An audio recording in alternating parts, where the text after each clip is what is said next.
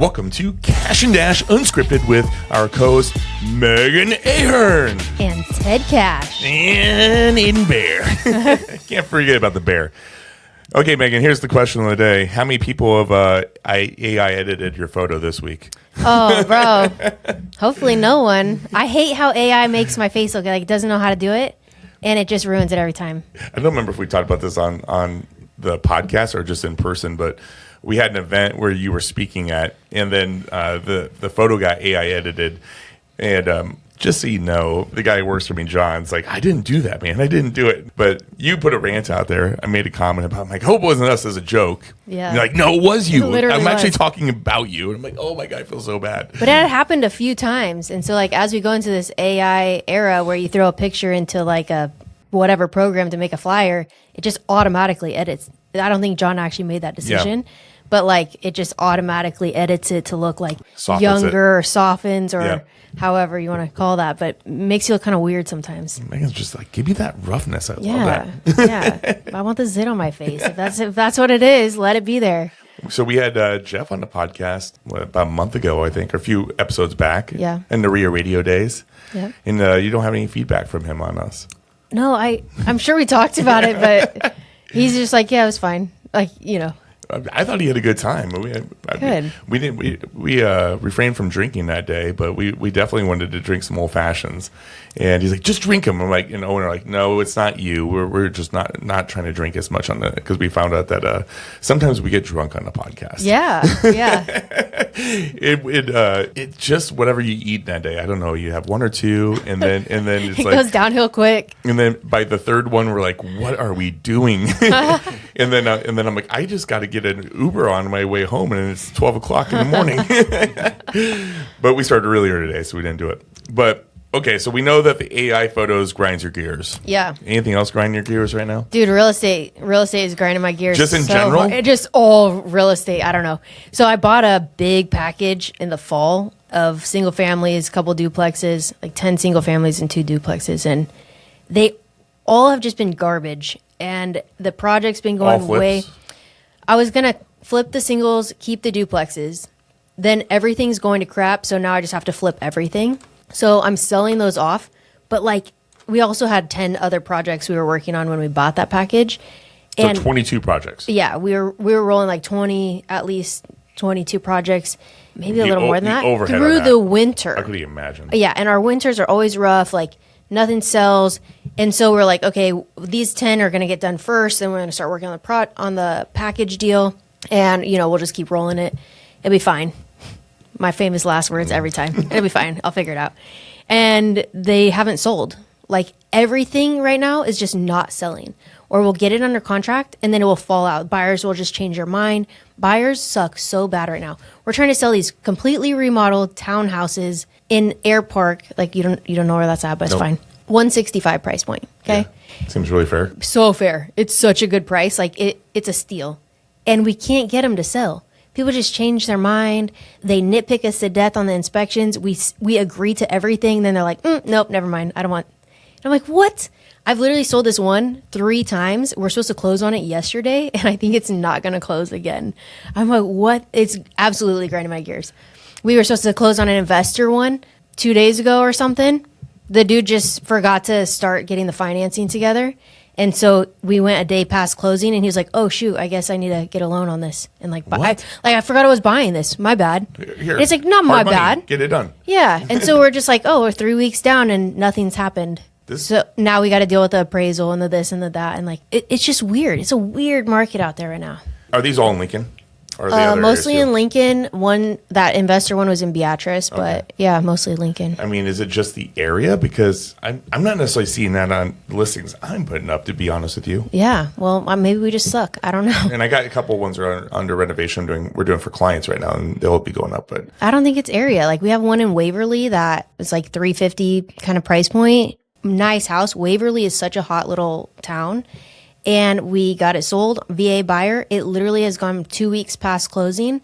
And then they're like, oh, well, actually, the guy's not actually qualified. He was waiting for this VA benefit that we thought would be able to come in by now, but it hasn't. And we're like on step 2 out of 5 in the process. So it might be another few months. A few months? Yeah, I'm like, you guys gave me a pre-approval that this buyer was pre-approved, and we've been under contract for 5 weeks. Yeah.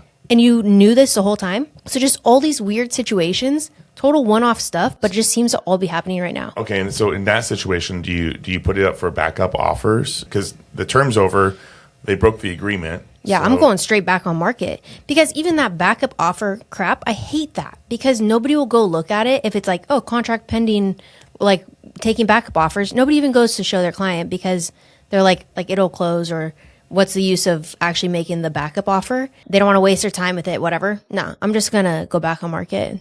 And then say, if you guys figure it out, come back, but I'll have it sold by then. Wow. I hope. So what's up with these other ones? They're just sitting on the market, or are they getting active offers, and then all of them are just kind of like wishy-washy? Yeah, we've had so many go back on market. We've had really weird offers where it's like we get a contingent offer, we have nothing better to take, so we're like, okay, fine, take it. And then I don't know, just so many weird scenarios. Like we had one on a duplex that we're selling, has like 150 grand of equity. I'm like, oh, this will save the day. We'll sell this really nice duplex and get it under contract, but it's contingent offer, and they have to sell their turd rental property, that's not going to sell. Yeah. And so I'm like, all right, fine, we'll do that, but we're going to keep it on the market for backup offers. We get another backup offer that's like quick close, 3 weeks, as is, like really clean offer. I'm like, I want that one. This one was like 2-month close or something because of contingency. So then they're like, okay, we'll just remove contingency. I'm like, did you get it sold? No, we'll just get a loan for it. Because they're investors. They don't actually have to sell it. So why did you write me a freaking contingent offer? Oh, well, that would have been better for us. Great. That's not better for me. But because we had that 2-month close, they still were able to keep that closing date. Such a long close when I could have accepted a 3-week close. So just like that over and over and over times 20 houses, I'm like, real estate sucks, man. I don't know.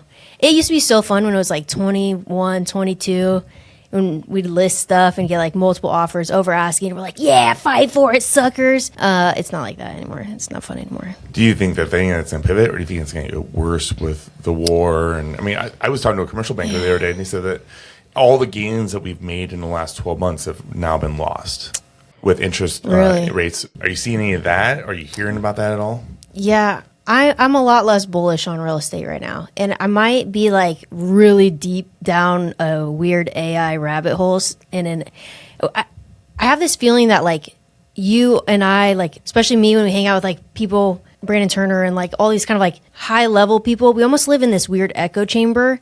That is, our reality is very skewed from normal people's reality. And so I have to look at all of these thoughts as like, is this real, or is this I'm hanging out in a weird echo chamber? Mm-hmm.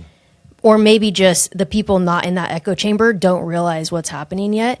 But I honestly think that like with AI and where that's going and robotics, we're going to very much start into a deflationary period of time where once robots can drywall, like the price of an asset is going to absolutely diminish. So we buy all these things on 30-year fixed debt thinking that that's a benefit. But I believe that 30 years from now, houses won't cost as much as they cost today, which has never happened in the history of the world. Maybe I'll look back on this and be like, well, you're such an idiot, Megan. You were dead wrong on that. But I could see a world in which that's the case. And I absolutely think that the job market is going to change so wildly in the next few years that we have a lot of like young adults, usually white collar working young adults that just graduated UNL or are at UNL. So they're getting marketing jobs. They're getting all of these jobs that are going to be totally obsolete here very soon, if not already. And so we're going to have this. I was just telling somebody, like, my daughter's being a graphic designer. I'm like, that job doesn't exist already. That's already fake. That's owned by a robot now.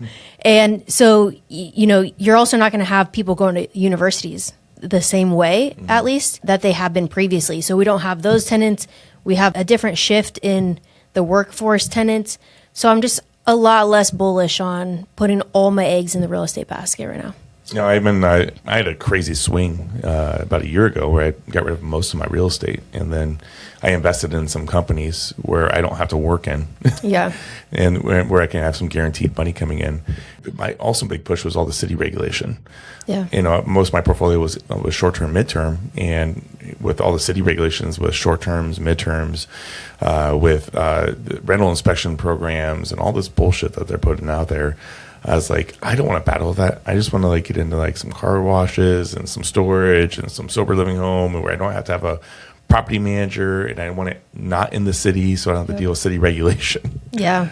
Because all that stuff is just grinds my gears. Yeah. So much is changing right now. A lot is changing. So much oversight too. Yeah. Yep. I'm come on, people, just let us breathe and do our thing. Things are working fine. Yeah. You don't need to protect us from everything. Yeah. And it's making everything more expensive, like the HVAC units and the overregulation of that, and what kind of Freon and what kind of parts that they can use. It's just making those units more and more and more expensive. And, buyers think that we're the jerk for selling these houses, or tenants think that we're the jerk for renting these houses at such an astronomical rate. But it's if all of the components of a house cost more, we have to charge more for it. Yeah. That's just how it works. But I think that going into the future, things will start costing less and less. It will be a race to the bottom, I think. I can't personally verify this, but I was talking to my HVAC guy, and he said, what year is it all AC units are going Freon? Is that next year? Yeah, I think so. And he said, hey, he's like, just so you know, there is going to be no Freon available. Yeah. To be able to refill it. He goes, technically what we're supposed to be doing is just replacing your unit, even if you just replaced it with one of the old units. Yeah. There's no more refilling anything. If there's a leak, it has to be replaced. I'm like, you're joking, right? He's like, He's like, no. He goes, because we had this duplex that we just did a flip on, and it had 2 brand new units that we just put in. He's like, he's like, if these went down next year, you're done. Yeah. It's such a money grab. It's ridiculous. It's who paid off the government to make that the rule? And it's super high efficiency, and those systems aren't built to last. Yeah. Yeah. So, we have some ACs that are literally from the 60s, and they're still work. But the ACs you get now, they maybe work 20 years, Well, I have a 8-unit conversion I listed for sale, which I think will sit forever because the stigma behind a conversion. Mm-hmm. But it has 4 furnaces in it. And each furnace is bigger than a full-size refrigerator. Wow. But you can open up and actually stand inside of them. Wow. And it's quite the sight to see. But it's just got this motor, and then it's got a belt system. Mm-hmm. And then it just pumping the air out. And we talked to the HVAC guy on this one. He's like, they're very inefficient. Yeah. He goes, but they're extremely easy to work on. He goes, you can literally stand in the damn thing. Yeah. You have a belt, a motor, and then, the heating system. Yeah. And he goes, and that's made out of real steel. Yep. He goes, that stuff's going to keep on going. Yeah. He goes, if you just maintain this, he goes, these things will go, they're happy from the 50s. Yeah. He goes, these things will just keep going. Yeah. It's like the old vehicles, I used to have a 69 Ford Bronco. It's literally mechanic still. You can just fix it. You can tinker with it. You can just fix it. It's not like that now. Cars are freaking computer chips, yep. And everything's controlled by these CPUs and all these little non-mechanical parts. So you're like, oh, this thing broke. You have to go pay for that little thing. All of it's fake now. We're living in the AI world. We bought my wife a new car yesterday, and she had a 2016 Lincoln. She only drives 5,000 miles a year. That car is in mint condition. It's got low miles, great car, but it didn't have CarPlay. And it didn't have any mapping systems. And my wife's like, I just want to be able to listen to my phone. And I'm like, I would put a stereo system in that thing, but even though that older car, all of the HVAC controls and all the lighting systems internally were all still ran through that. Yeah. And I went to the local stereo store, and they're like, sorry, we can't touch that. Yeah. I go, if you could just update the stereo system in this, I would keep this for another 10 years. Yeah. And there's nothing we can do. Yep. I'm like, oh my God. Yeah. And I have an '06 Mustang that I track race. Mm-hmm. That thing is, I put a new stereo in it, and it was the biggest upgrade that thing could have ever had. I'm like, ooh, backup camera. I got CarPlay. I can listen to satellite radio now. Yeah. And my life changed, but I don't. It's everybody's like, oh, you should get a new one. They're much more powerful. I was like, I can just throw a new motor in that car. Yeah. Have that power and not have to deal with all the electronics that has it. Yep. Yeah. There's just so much more that can go wrong with all of those things. I could go on rants on cars for a while because I have an electric truck, and I'm like, that thing is a download away from going down. Yeah, and they could just choose to Yeah, like the new phones, when a new phone comes out, a new iPhone, they just choose to give an update to everyone else that has an old iPhone and their battery dies. They could do that with your truck. Yeah. Oh, it's 3 years. Time for an upgrade on a truck. Boom. I'm going to just shoot your battery. I don't know. I don't like it, man. But that's the way the world's going. You are such an old soul. I know. I am. I'm just a grumpy old man. How does Jeff deal with you? Yeah. Jeez. He's a grumpy old man, too. We just rant about it. You guys missed a great birthday party, by the way, a couple weeks ago. I know. I know you couldn't get away from the kids, Yeah. but and we're also like an hour So away. far, yeah. But yeah, it was a good time. You definitely were missed. You always make it down to pool parties, so we always have fun. So we'll have to make sure we Yeah. rain check for that if we don't get together sooner. For sure. But yeah, and official with the new podcast, check out kashanddash.com, and you will see Megan on there as an official co-host now. It's true. So that way you can never say no now. All right. I never said no before. I know. I'm talking about because now it's official, and now you're actually listed on there because you're always like, am I really part of this? Yeah. That's all right. Megan, you are available at the table, any interview, and if there's anybody you want to interview, let us know. All right. Who should we interview, by the way? What's some people you've been meeting lately that would be a fun talk? Joe Stolte. I don't know that. Okay. I went to an AI thing. He's absolute AI genius. Where was this at? It was in Texas. Okay. He built an AI kind of implementation company.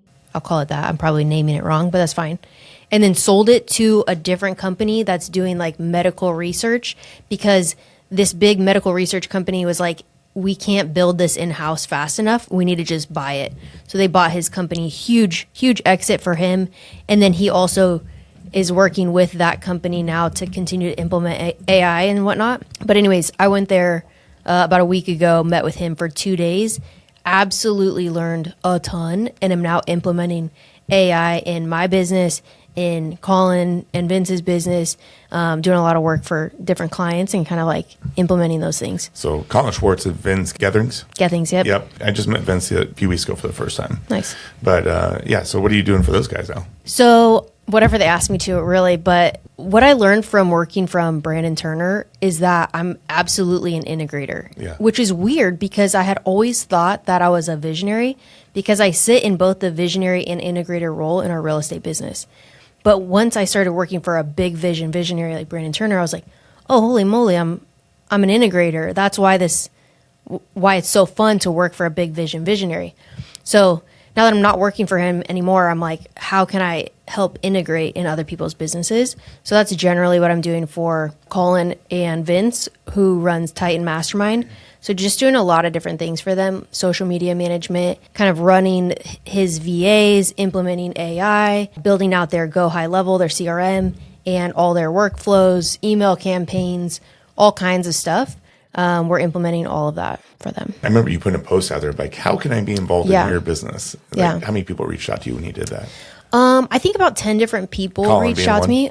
Colin, I think, was one of them. Maybe, although I don't even think he reached out through that post, but a bunch of different people did. And the thing is like, I was looking for a certain kind of a visionary. So a lot of those people that reach out to me, mean this no disrespect, are just a bit smaller than I would be comfortable working for, or like they had the capacity to pay me for, right?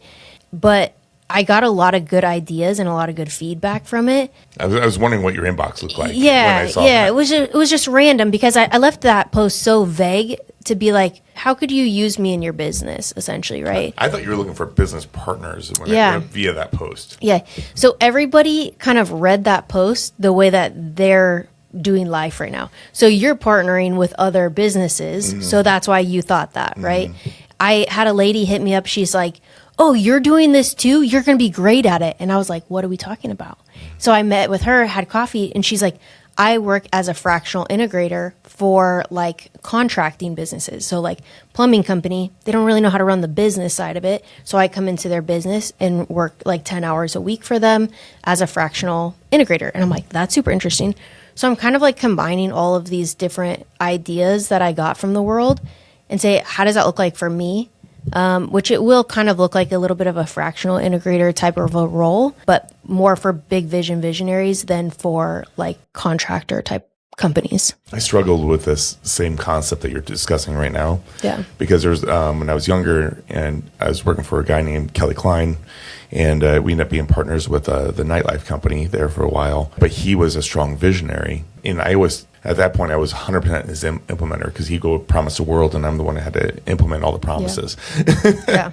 And then, and then I managed the company for the most part thereafter. And then I ended up working with Jerry Schlickburn in Heavy Visionary, and then I ended up running her company for a lot, and then kind of was implementing my own thoughts and fixes into it. And then I'm later on down the road, I'm like, oh, I'm a visionary. This is what I am. And I don't really know exactly where I'm at, to be honest with you. But I also know that I'm really good at looking at somebody's business and fixing it. But also, after there's a period of time that I get bored with that, or the vision gets lost. Yeah. Because I'm looking at my own companies, like my networking group, for instance. I'm like, and I know there's some things that need to be fixed in it, but I'm just like been in it so many years now. I just need somebody else's eyes on that damn thing to to give their opinions on it, because I'm just like brain dead almost. I'm like, I can see it, but it's like I've been in it so long. Yeah. Does that make sense? Yeah, it does, because it's almost like you're sitting in both the visionary and integrator seats in that business, right? Yeah. So like that's kind of how I am in my like flipping business. Is I'm not really the big visionary. So I'm like, all right, well, I flipped 20 houses last year. So what's the vision for this year? I don't know. Maybe I guess I'll flip 40 houses. Is that a good vision? I don't know. And I get stuck on that, like, where am I going directionally? So if I was working for a big visionary, they would set that big vision, and then I could get excited about that. And then it's like, okay, how do I break that down into steps, quarters, monthly, KPIs, and then just run with it? That to me is so much funner than like actually going like, where should we go? I don't know. But I can speak visionary enough to like, when Colin says, hey, I want to do this thing, he could tell me in like 7 words from a audio text that's all of them are spelled wrong, and I'll be like, bro, I got it. Like I can just run through walls and actually make it happen. But I don't want to have to decide like what's the direction that we're going. Yeah, when I'm working with somebody, there's nothing more that annoys me. It's like I want to go, especially in the start, and get this done. And especially if I make the time to do it, I want to do it once, and then I have to stop and pause for people's feedback. Yeah. It's like when we're relaunching this podcast. But the first podcast, I just did it all myself, and I didn't answer to anybody, which makes me like just roll with it. And then this one, I'm like, okay, here's the logo design. And then I'm like, oh, and I'm just gonna, you're busy. I'm just gonna go ahead and just create this. Yep. And then if you really hate it at the end, then just tell me, or we can tweak things as we go. But I just need to be able to go, because I'll lose my concentration, move on to something else, and I struggle coming back. Yeah. I had met with a different like real estate mastermind type group, but they had 3 co-founders, and they were so freaking slow to make a decision.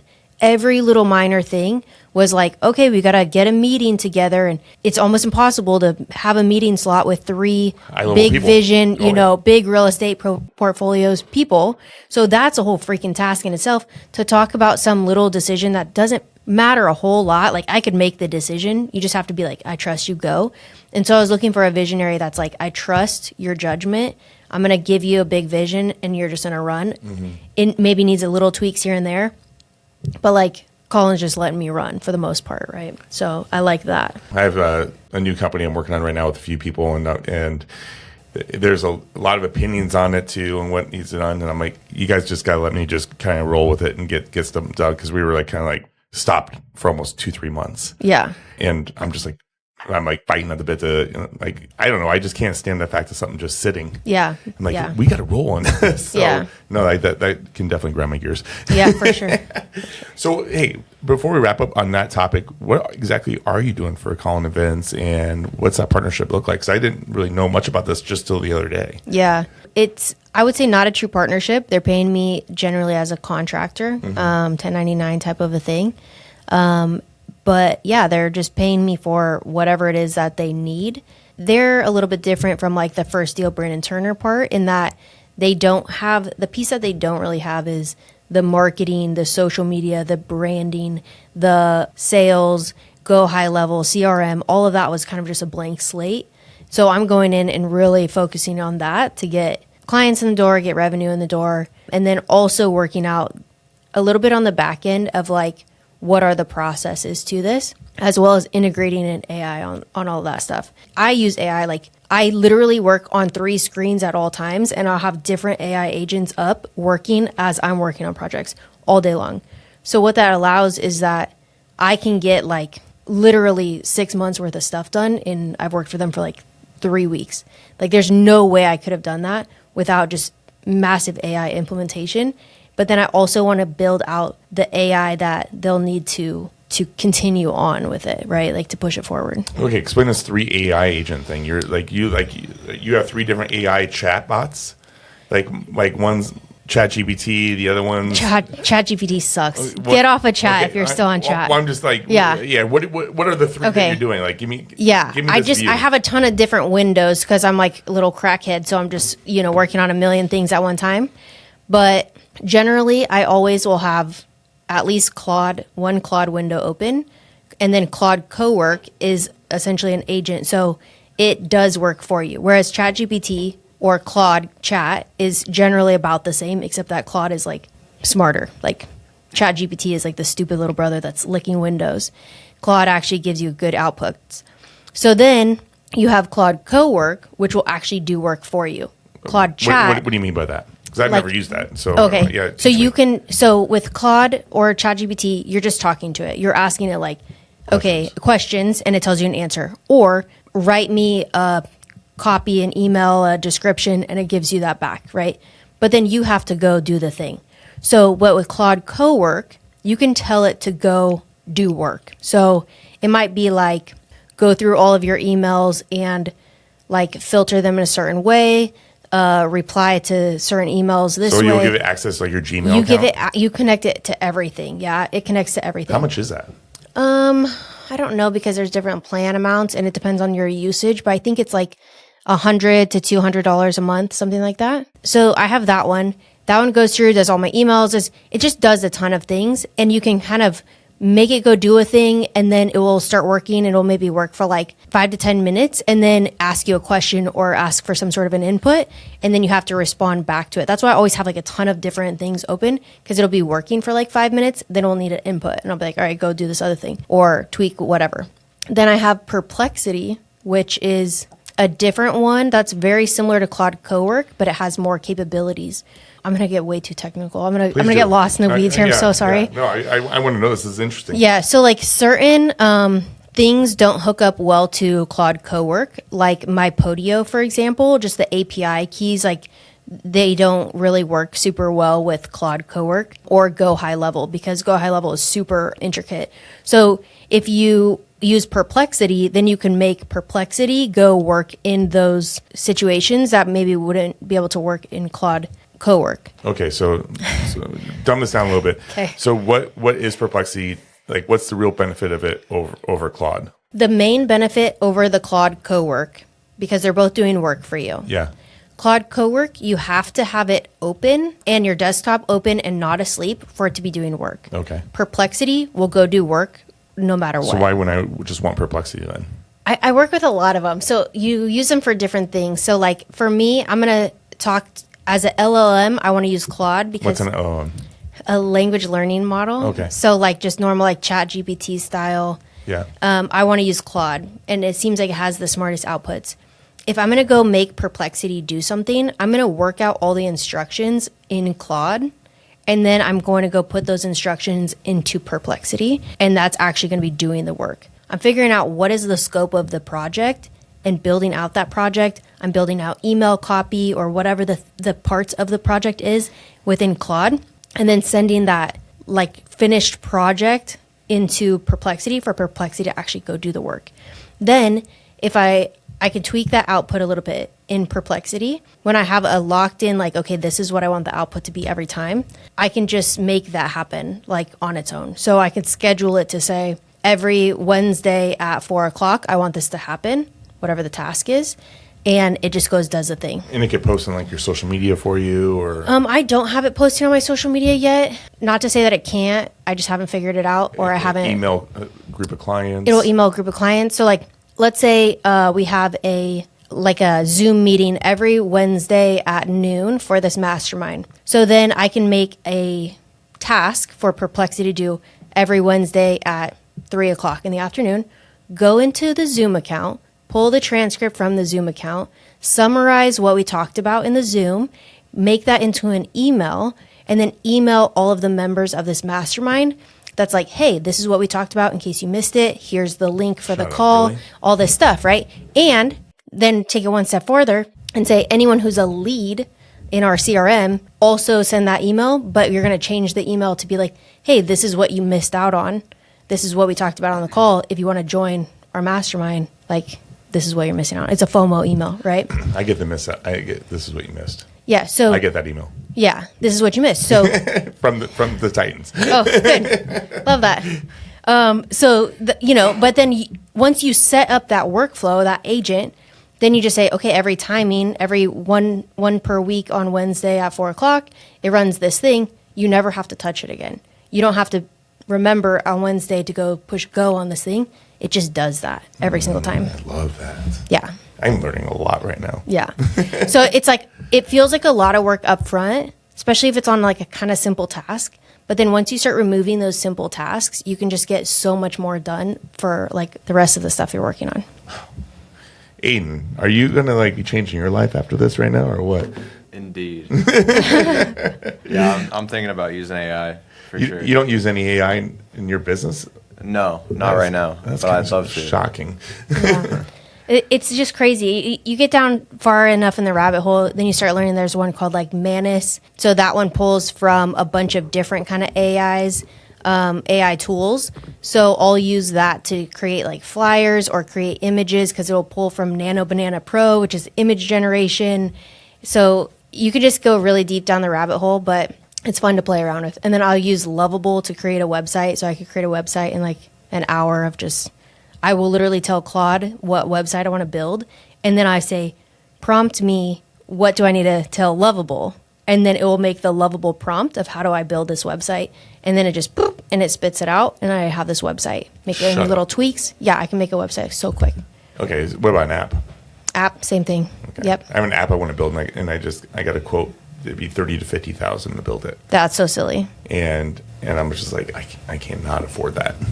You could build it in like 2 days. Yeah. So can I just give you the information? Then let me know how much you want. Yeah, yeah. So that's the kind of the kicker right now is I had created a post about it, like this is what I'm doing in my business with it, and now people are hitting me up like, oh, can you build this thing for me? Can you build this thing? And so I'm like, I'm very tempted to just completely pivot and just build AI and be able to integrate AI into businesses for people, because most business owners don't have the time, the bandwidth, the capacity to learn all this stuff and actually do it. It's a pretty big lift on the front end.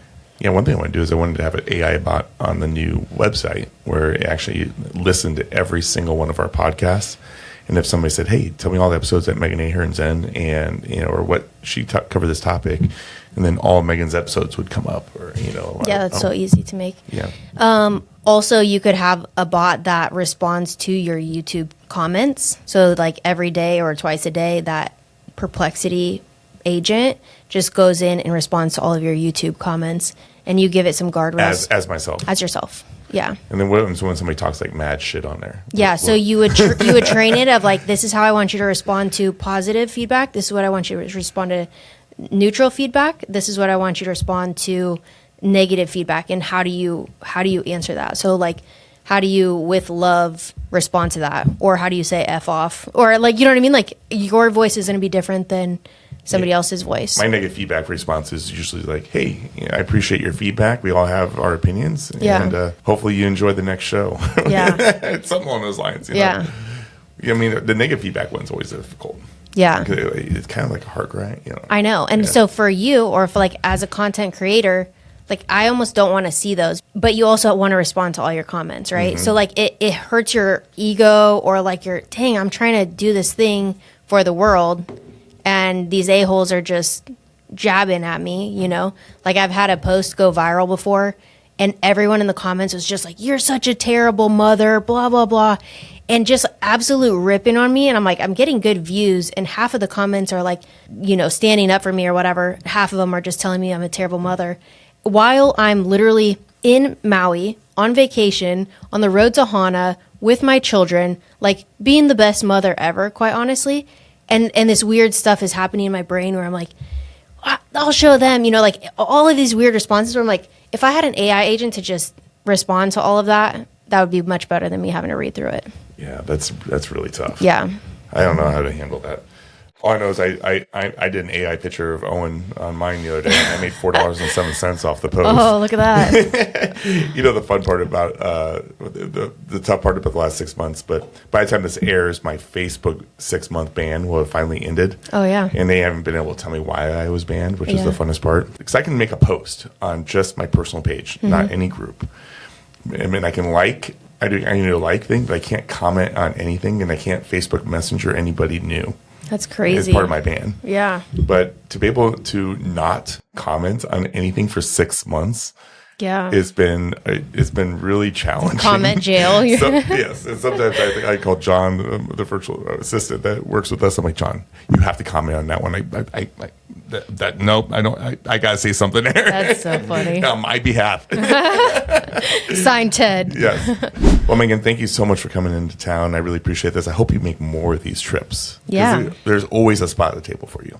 I'd love to. And but with that, if you guys are listening on Wednesday's podcast, we have Phil Henderson. He is an entrepreneur, former real estate investor, but we didn't even get into that. This guy has got 5 separate companies going. He's got stories from going to prison, all into a complete life reform, to now helping pass multiple bills and legislation, Wow. changing how MMA fighting is in Omaha, changing how building codes are happening now. The span of the story goes from one end to the absolute other. It's just amazing. It's somebody I've personally known for about 20 years now, and always been a good guy, and always just had everybody's best interests in mind. And now he's just absolutely killing it. So I think you guys will love Wednesday's episode with Phil Henderson. Well, I hope this all makes the podcast. And I'm just going to say, Megan, thanks for coming on. Appreciate you. Aiden, thanks for staying in our corner. And thanks for our team for helping the back end. Owen, safe travels. Deuces. You weren't very missed today. And you've been listening to the unscripted version of the Kash Dash. Sign off. Peace. Yes, sir.